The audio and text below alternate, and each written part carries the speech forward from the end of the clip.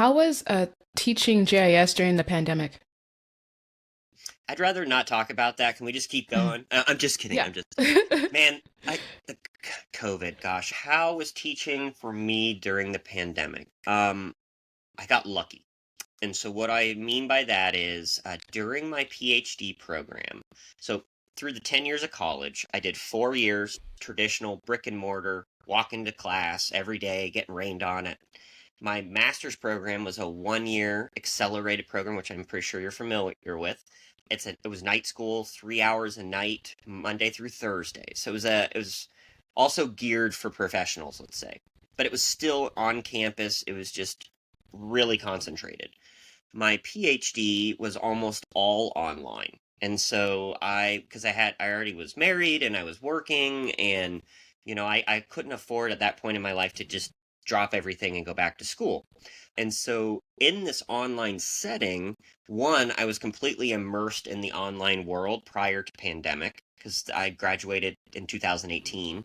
But as part of it, not necessarily my dissertation, but some of the projects I worked on leading up to that culminating project, the thesis, right? I worked on actually designing online pedagogy and online systems to teach students. Like, so I was already doing it. And coincidentally, at ASU, they had asked me to start to take some of the GIS classes in the design school online because ASU loves online. It's like I think it's the largest Hmm. online university in the world. And they thrive on the ability to ASU doesn't work on exclusivity, it works on inclusivity. So ASU wants everybody to come there, and let everybody in, and through inclusiveness, right? And so how do you get to the masses? Well, a lot of people from around the world can go on an online program, and if they can weed themselves out if they don't like it, but give them the shot out of the gate. We don't want to exclude you because maybe you didn't get a test score, right?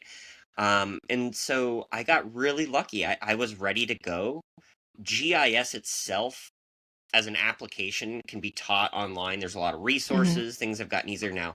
Installing ArcGIS is problematic if somebody's at home. Let's be honest. And a lot of my students had the issue I had was teaching was the dichotomy of the student.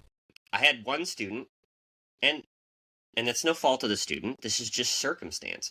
One student would say be growing up in Scottsdale with very affluent family, and you could see that they had an entire office area with a video gaming computer, and it was locked down, and in the background the nice manicured Cave Creek look, Hmm.